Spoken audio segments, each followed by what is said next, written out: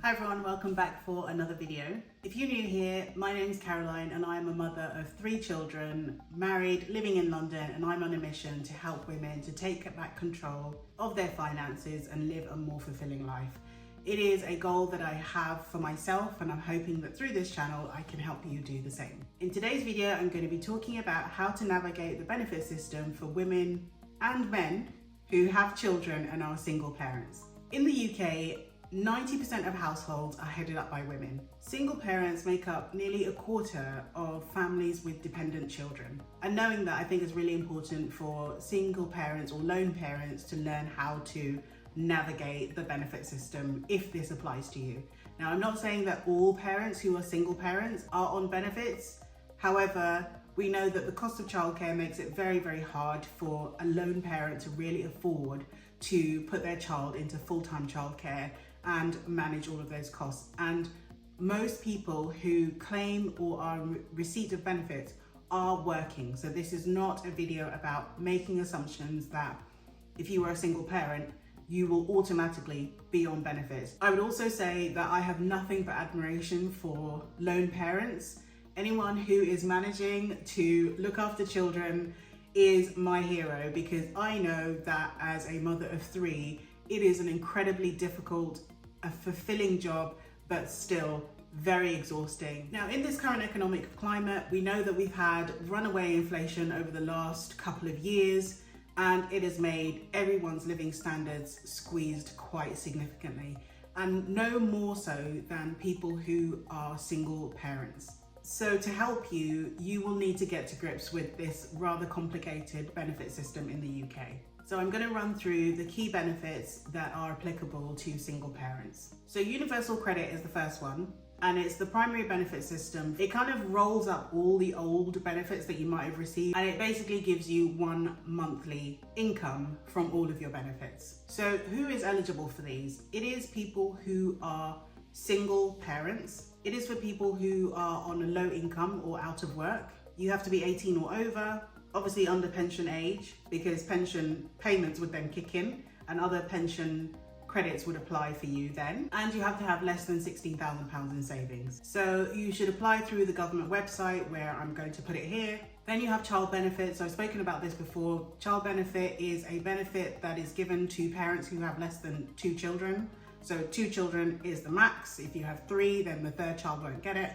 But essentially, it's a way of helping you cover the cost of looking after a child. It is given to people who have children who are between the ages of 0 to 16 or up to 20 if they're in some sort of approved training and education scheme. So the benefit is worth £26.50 per week for the oldest child and £16.95 for your second child. Now, in previous video, I've talked about the threshold at which you stop receiving child benefit is now 80k instead of 50k as it had been for, I don't know, probably nearly 8-9 years. So it essentially means that once you start earning 60k, you start to lose 1% of the child benefit for every £200 that you earn, up to the threshold of 80k. So once you get to 80k, you're not entitled to it at all. Now, you can apply for child benefit from the time that they're born, and you can apply through the government website, and I'm showing you a link here. You can also apply for council tax reduction, so you need to contact your local authority and you will be eligible for single person's discount.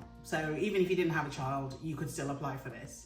And that's another way of saving money. Now, it can be a partial or full reduction on the council tax bill, and it's particularly helpful for people on low income or people who just are out of work. To apply, you need to contact your local authority. Now, if you're a single parent on low income, you can also apply for free school meals, and you normally start paying for meals once your child is in year 3, I believe. But if your child is in reception up to year 1 or year 2, the meals are free. But if you are on low income and or on benefits, you can apply for free meals. Now, there is something called Healthy Start Vouchers, and these are kind of like run by the NHS, and it's a way of helping you to choose healthier options for you and your children. So things like milk, vegetables, and vitamins for pregnant women and children, basically. So it basically gives you anywhere between £4.25 per week and £8.50 for babies under 1.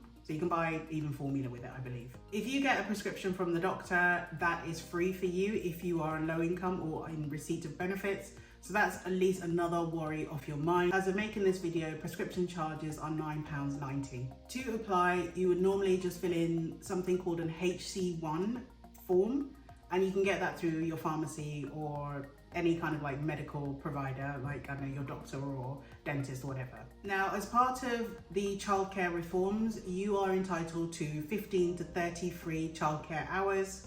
Now, this is available to everyone. It's not just single mothers, but it's something useful to know, particularly when you are intending to work or to try and find a job, to know that at least some of the cost of childcare will be covered by the government. It is not all of it, so don't get fooled into thinking that 15 hours means, I don't know, let's say like a full 2 days off your childcare costs, or even 33 hours means that, you know, you're basically only paying for, I don't know, 50% of your childcare costs. It is absolutely not the case. Each nursery provider or each childcare provider will apply the funding differently, so you will need to talk to them to figure out how much you can save on the cost of childcare. But it's useful to know that it is there. Then you have tax-free childcare, and tax-free childcare basically gives you £2,000 or £2,000 per child. Now, there's a lot of benefits that are means tested, and this is one of them. So essentially it means that you would only be entitled to tax-free childcare if your income does not exceed 100k.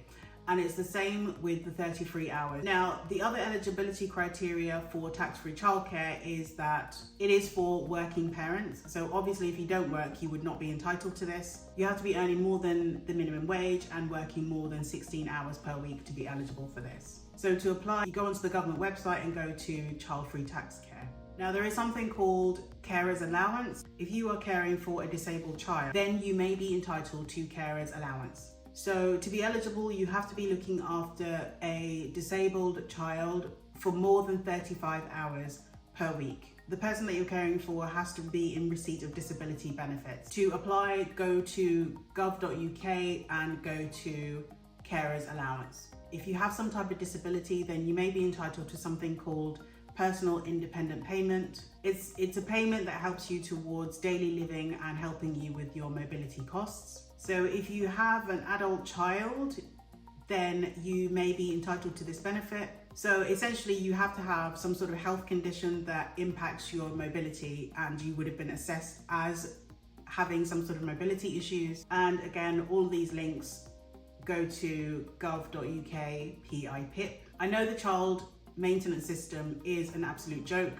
in that it actually doesn't extract as much as is needed to help a single parent get extra payments from their ex-partner. As a resident parent, you can claim financial contribution. A resident parent, you can claim payments from the non-resident parent, and I would advise you to speak to a benefits advisor to really help you navigate this, because the system is clearly broken. The system is broken. So many women are not able to extract payments to fully support their children from their ex-partners, and it's an absolute joke. So I hope this has been helpful to parents. I know how hard it is, and I have a partner at home. I can't imagine how much harder it must be for you.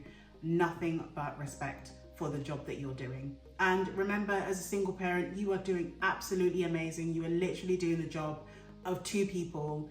Nothing could be harder, and nothing could be more rewarding and more respected than being a single parent. If you found this useful, don't forget to like, comment and subscribe, and I'll see you for the next video. Thanks for watching. Bye.